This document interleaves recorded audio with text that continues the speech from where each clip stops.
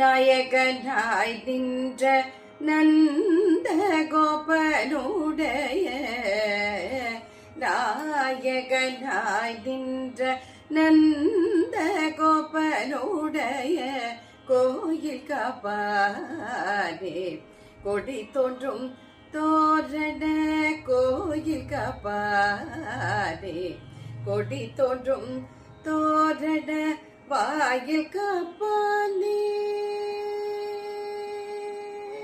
வாயில் காப்பானே மணிக்கதவம் தாழ்த்திரவா வாயில் காப்பானே மணிக்கதவம் தாழ்த்திரவா வாயில் காப்பானே மணிக்கதவம் தாழ்த்திரவா ஆய சிறுமியரோமுக்கு அரை பரே மாயன் பணி வண்ட நின்னலே வாய் நின்றான் வாயன் பணி வண்ட நின்னலே வாய் நின்றான் தூயோவாய் வந்து துயிலிட பாடுவார் வாயால் முண்டம் முண்டம் மாட்டாதியம் மதி வாயால் முண்டம்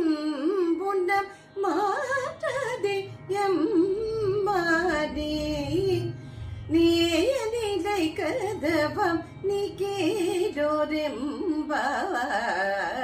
நீலை கதவம் நீ கேடோரெம்பாய்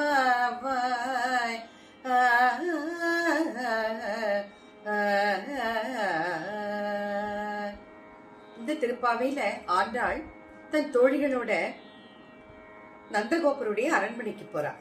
எதற்கு? கிருஷ்ண பரமாத்மாவை தரிசனம் செய்வதற்காக, அவர் அருளை பெறுவதற்காக. பாவை நோன்பு நோற்பதற்கே என்ன காரணம்? இந்த பகவான் கிருஷ்ணருடைய அருளை பெறுவதற்காகத்தானே போற தோழிகள் அழிச்சுண்டு. ஆண்டாள் பிறந்தது ஸ்ரீவில்லிபுத்தூரில். ஆனால் ஆண்டாள் தன்னை ஆயர்பாடியில் பிறந்ததாகவே பாவித்துக் கொண்டு கற்பனை செய்து கொள்கிறார்.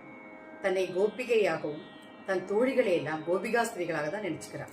ஆயர்பாடி ஆயர்குல பெண்களாக தான் தன்னையும் தன் தோழிகளையும் ஆண்டாள் பாவிச்சுருக்கா, நினைச்சிருக்கா. இப்போ நந்தகோபருடைய மாளிகை முன் போயாச்சு.